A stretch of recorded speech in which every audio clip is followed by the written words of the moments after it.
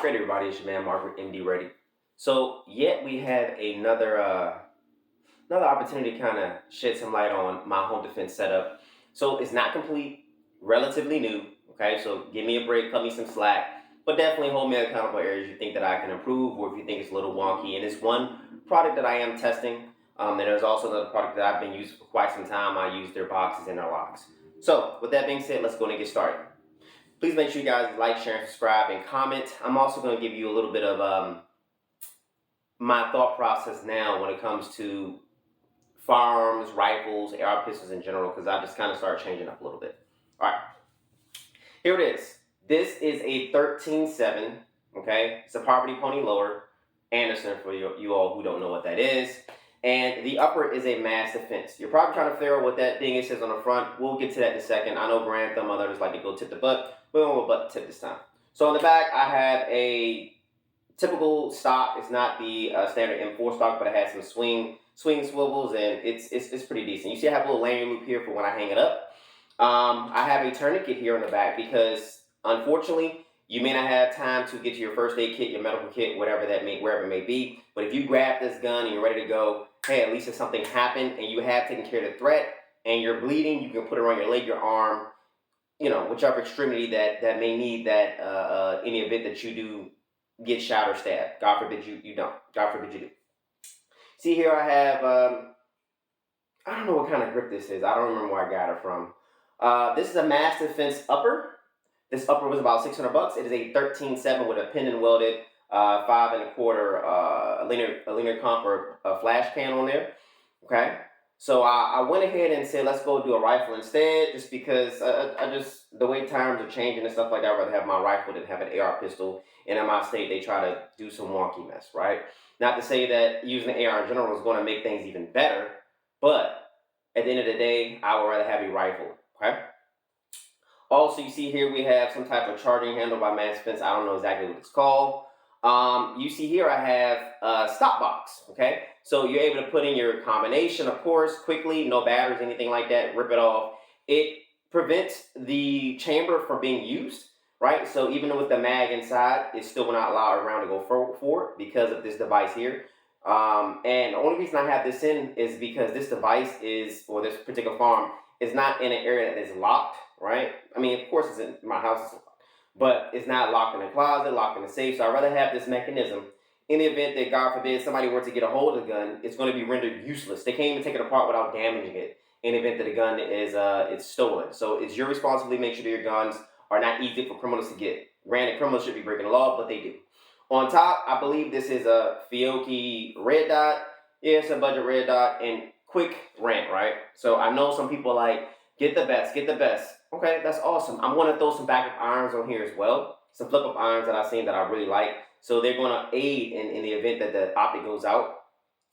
I prefer to have a iron sights when it comes to your home defense farm, but this upper already had it on here.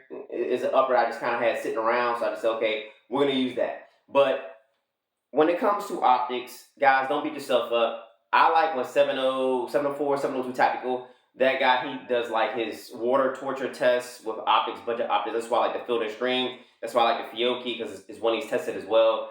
I do have Holosun. I do have Primary Arms. I love Primary Arms. I also have SIG. I love SIG. I love Primary Arms, and I also like Holosun, especially the one with the solar panel on top. I love it. They are a little pricey, but not being everybody's budget. But I'd rather you have a little $50 optic that's going to work, and so you can save the money for the $200+ optic that could still break.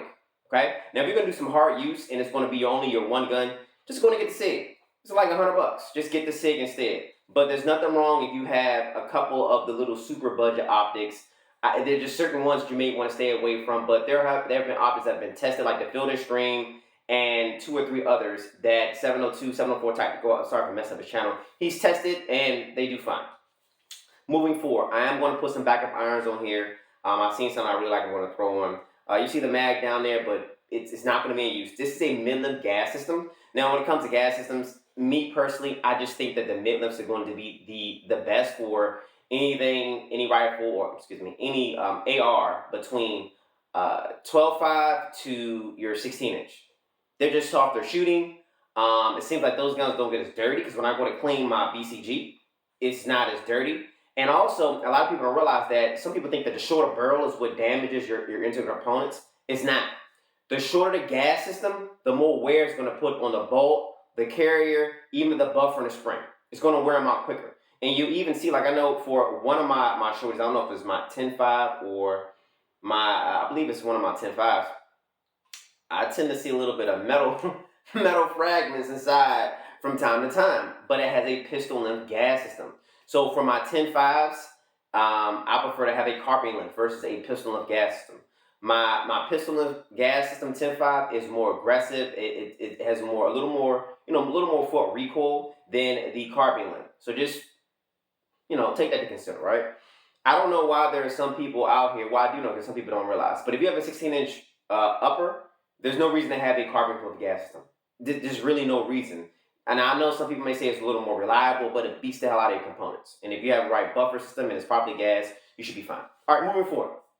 Like I said, it's a Mass Defense upper. I think I spent around $600 on this a couple years ago. Really awesome. 13.7. That's pin and water, of course. And up here, you'll see this little Fab Defense dingus right here, right? Where, you have the spare mag. It also has like a little mag button, of course. Okay. So let's say, can I get to this? Think I can. Oh, yeah, I can. So let's say I pull that out. All right. And I want to do a mag change. Let's put this down. Just make it easy. I want to do a mag change. Get this sucker out. Put it in. And I can either put this in my pocket. Doesn't matter. So up front, I have a Communite light. I love those lights. I have not had one break on me yet. Again, I have not had have I? No. I haven't had a Communite light break on me yet. I just haven't. And I've been running them for about 6 or 7 years now. They work great. Up here to hold my sling, I have a little piece of bungee, like some elastic cord that I cut off from somewhere, and I just have it holding it up right there. So that is this rifle, okay? The upper, it is I believe it's a 1 in 7 nitride barrel. I know it has a fancy enhanced BCG, and it's on an Anderson loader. That's it. So let me tell you, now let's switch a little bit. One thing I've just started doing recently over the past year or so is I know people who are into guns, mainly ARs, over time, we get guns that just kind of sit around. We have our go-to guns. Like for me, one of my favorite ARs is going to be my, I think it's a Palmetto State Army 14.7 upper that I got on sale from them. It has an FM barrel. I believe it is a pencil barrel, and I have it on top of a lower. My very first AR 15 I bought. I still have that lower. So I have it on that lower, and I love that gun. I freaking love that gun. That gun is awesome. It's lightweight, super accurate. I have a SIG Romeo on top of it, SIG Red Dot on top of it, and I find myself grabbing that gun quite a bit. I have other guns that I don't really grab. So what I've been doing is I've just been getting rid of the uppers or just selling the rifles in general. I mean, you have friends, family who are not private persons that you can transfer the guns to them. You can sell the guns to them, right? Or even if you don't want to sell the gun, you just want to sell the upper because there are different type of uppers coming out that you can put in your rifle, AR pistol. Sell the uppers, right? Sell them. So I just found myself decreasing my collection because I'm not like a hardcore collector. There's certain guns that I really like, but then there's certain guns I just got because I want to mock clones. Guys, you don't have to do all that. If I was to do it all over again, as of where I am today, okay, March 2024, I probably would have bought like a high-end rifle, right? A high-end 14.5 or something like that. Probably got me a BCM. I probably got me like an LMT or something of that nature and just train with that, right? Because you can always get a new barrel. You can always get a new upper, right? But those components, I'd rather have me a nice premium rifle. And I would have just let it be. Now, if you want to get a baseline rifle, like Palmetto State Army has these rifles as low as $400, or Smith & Wesson Sport, or Ruger AR-556, those are cool, but they're more on our budget side.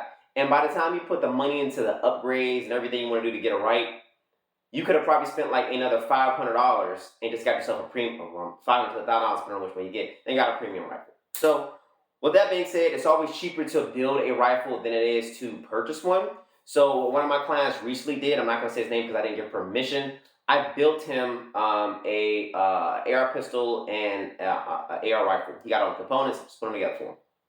Rifle, I think he may have spent about $700-800 for the rifle, if not a little more, closer to $1,000 for the components for a rifle, and for the pistol, it may have been about $600-700.